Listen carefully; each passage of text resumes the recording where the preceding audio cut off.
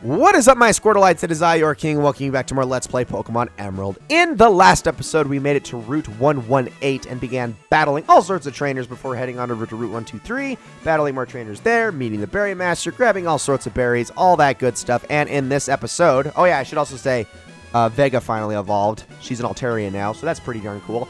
In this episode, we're going to be heading on north. Now, we do have this Bird Keeper to battle and an item to grab before we actually head on up into Route 119. But there's a lot going on that next route, and I can't wait to talk about all of it. I mean, while we battle like 1,000 trainers, because there's so freaking many, which is why I have Raiju out in front. He is holding the amulet coin, which should net me tons and tons of money, but also he's got access to a lot of just really good electric moves that most things don't resist all that much. So, yeah, this should hopefully be some pretty easy going as we go on up here. We're trying to get Raiju and Toothless up to about level 35, level 36-ish. I do have a rare candy sequestered away for whenever Toothless does reach level 35 so that we can, I don't know, get him to evolve finally. Because he has been a Grovyle for forever, I swear. Like, he evolved from Trico, like, I want to say, like, within, like, the first 10 episodes, and now we're pushing, like, episode, like, 36. I think that's what this episode is like level 30, or episode 36, and he still hasn't evolved again. Granted, I haven't been using him all that much since adding so many new team members, so I guess it makes sense. Alright, so, first things first, once we get into here, we reach tall grass. Now, obviously, like he was saying before, you can't go through this with your bike, unfortunately, so there is that. You can't run through it either, which is also kind of unfortunate. Now, the way that this area works is that every trainer that you come across in here is going to mirror your moves. Now, that's not to say they're going to move in like the exact opposite direction of you. It's more like if you go left, they'll go right, you know, that kind of thing. Or if you go up, they'll go down, etc. The Mimic Circle is for my people who like to mimic. The battle starts the instant we meet. So, all of the trainers here in the Mimic Circle, they're Bug-type trainers. And you know how it goes with Bug-type trainers. Most of them are useless and a waste of your time because for some freaking reason, even this late in the game, you will come across trainers who are still using freaking Wurmples. I don't know why, but it happens. And it's stupid. But that aside, it should be pretty easy. I mean, like I said, they're just bug types. They're not going to be that resistant to electric moves or anything, so. Anyway, getting into the Pokemon that can be got on this route, there are actually just 2 new Pokemon that can be obtained on this route, at least as far as wild Pokemon are concerned. You can also get Kecleon on this route, and you can actually get a more reliable way of getting Kecleon on this route as well, although we don't necessarily have the access to that yet. You need a certain item to make it happen. But that aside, the new Pokemon that can be found on the grass on this route is Tropius, which is a grass flying type. Now, horrible typing aside, and it's not necessarily horrible typing in terms of like the moves it can learn. That means it can learn some pretty darn awesome moves. Unfortunately, though, its horrible typing makes it very vulnerable to a lot of other types, like flying, like fire, like ice. It's also not resistant to electric anymore. It's also not resistant to bug anymore. It basically just loses all of its resistances except for ground, which if it was grass, it would already be resistant to anyway. It's dumb, I know. But all of that aside, Tropius can actually learn some pretty darn good moves and actually has some really decent stats. It's not the fastest Pokemon in the world, but it can pack a pretty good punch and actually has some solid defenses. So if you are willing to work with the fact that you're going to be like weak to a lot of different types with Tropius, it's still a good Pokemon. Like it was actually a flying type I was considering getting. Like, I think out of all of the ones I was considering between, like, Skarmory, Altaria, Flygon, which isn't actually a flying type, but it can use Fly, so it counted, and then Tropius. Those are, like, the 4 that I, like, had in mind going into this Let's Play. And, I mean, I won't lie and say that it wasn't, like, the least of all the 4 that I considered, but yeah, it's still a really good Pokemon. If you're willing to make it work and you, for some reason, don't have any other grass or flying type, it's pretty darn good.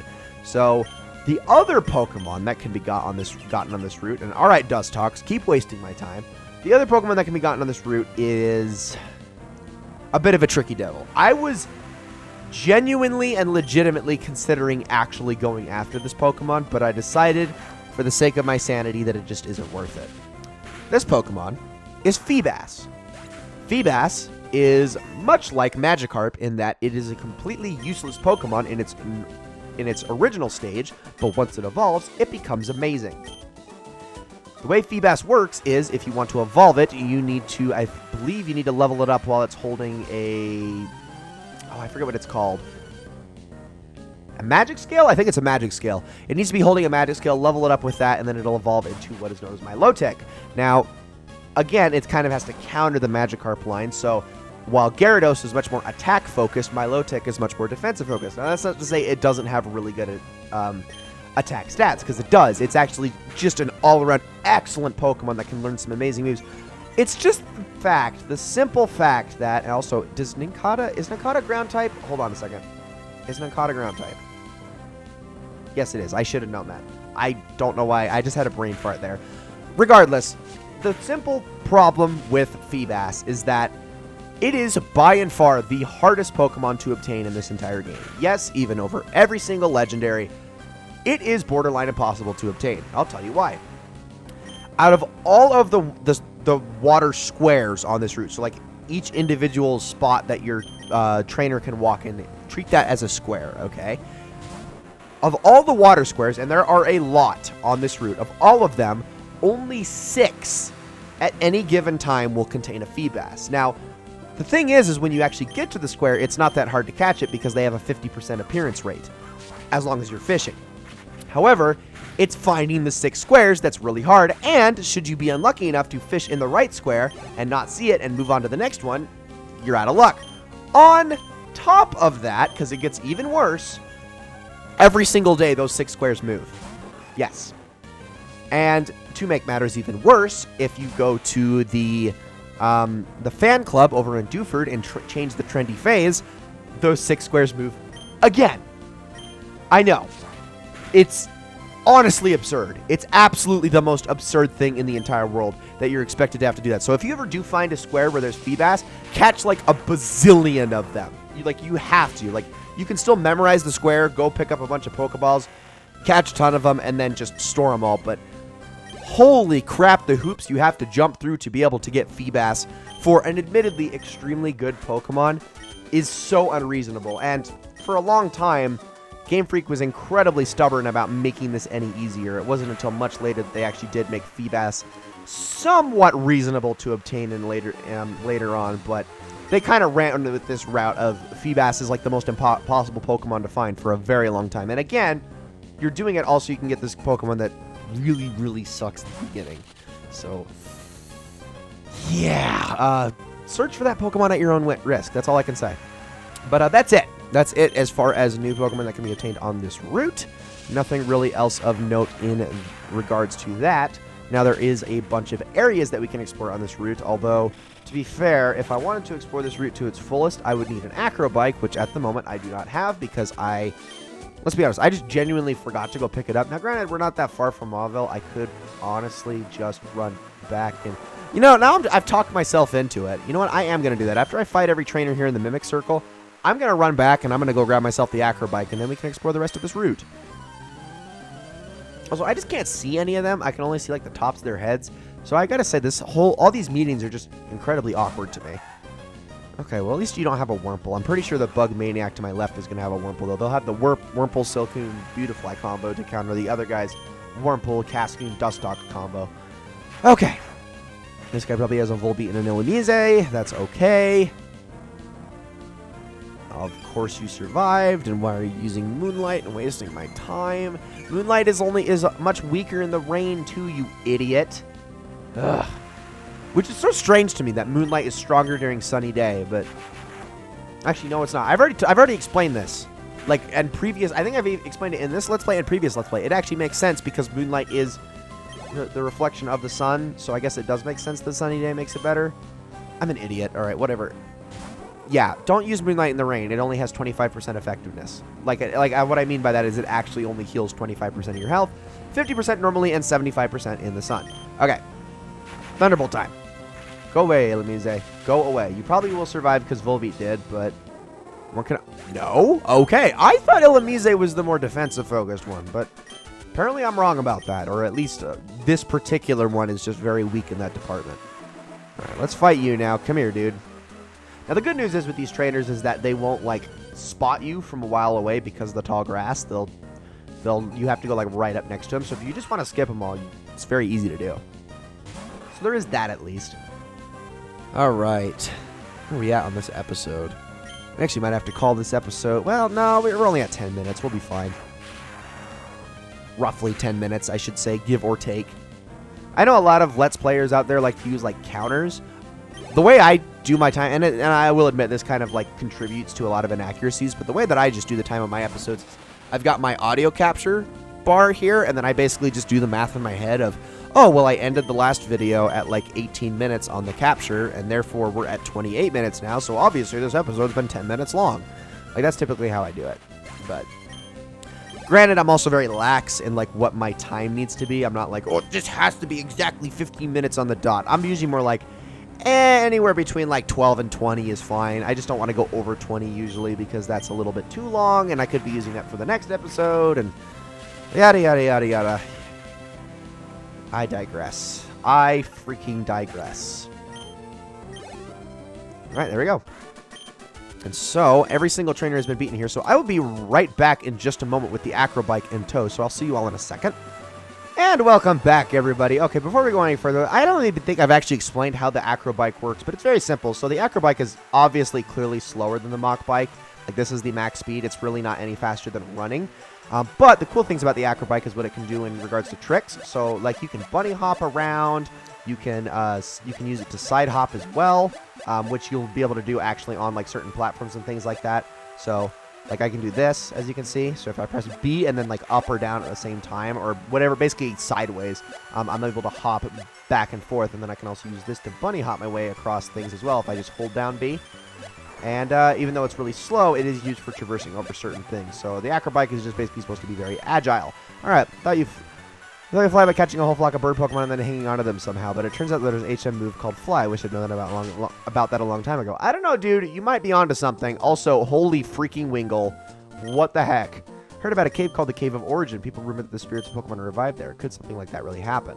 All right, well, we're just gonna ignore all the Wingle in the room. Is that it?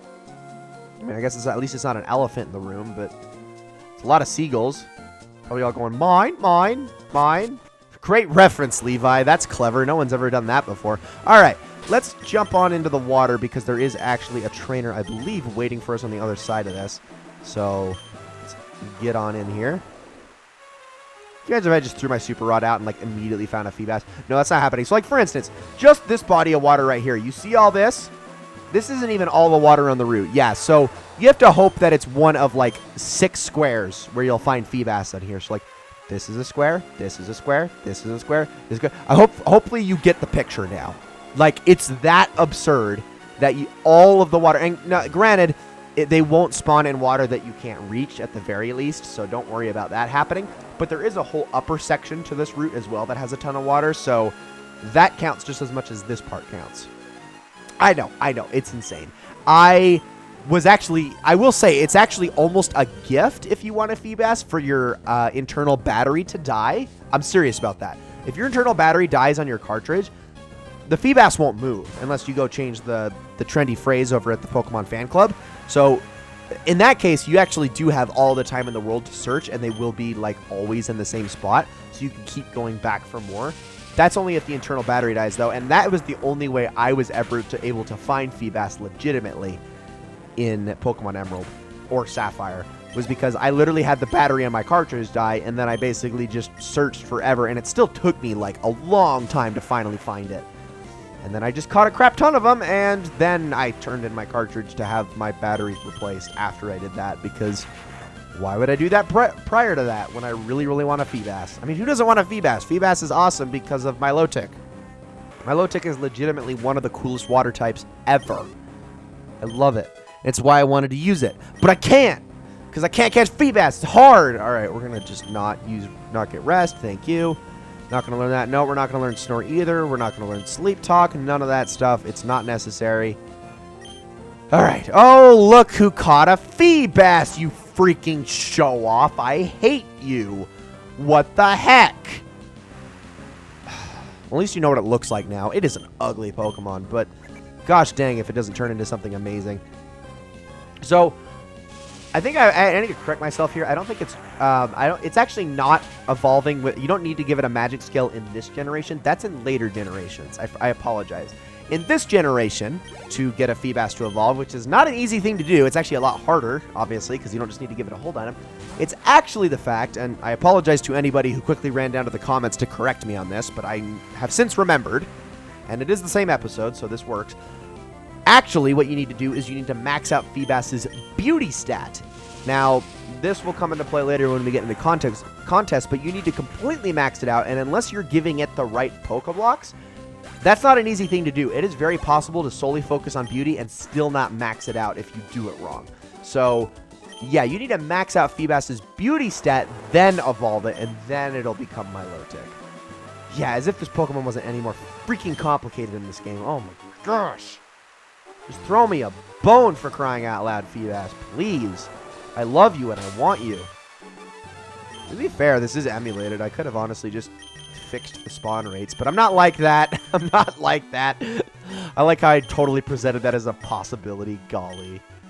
I mean, it's true. I could have. Kind of like I did in Soul Silver where I made it all evolutions. I mean, to be fair, I didn't even emulate that one. I just used an action replay device for that game. Alright, so let's head on over this way, and we're going to, before we call this episode quits, because we're actually getting close to the end, we're going to acro bike our way across this. I don't think there's any trainers waiting for us on the other side, but there are some items that we can grab. So let's grab all of these berries. Lepa berries are always good to have because those actually restore PP, which not many items in this game do that. Because there's nothing over here, so let's get on our acro bike and go this way, like so. And from here, we should be able to, I think there's an item here somewhere. Yep, there's a calcium. There's also a secret base that we can access. And there's also another secret base over there. So we're just going to ignore all of that and head on back. There we go. And ladies and gentlemen, that is going to be it for this episode of... Oh, come on. That is going to be it for this episode of Let's Play Pokemon Emerald. I hope you all enjoyed it very much. In the next episode, we're going to continue on through Route 119 and eventually stopping at a very interesting place that I cannot wait to point out.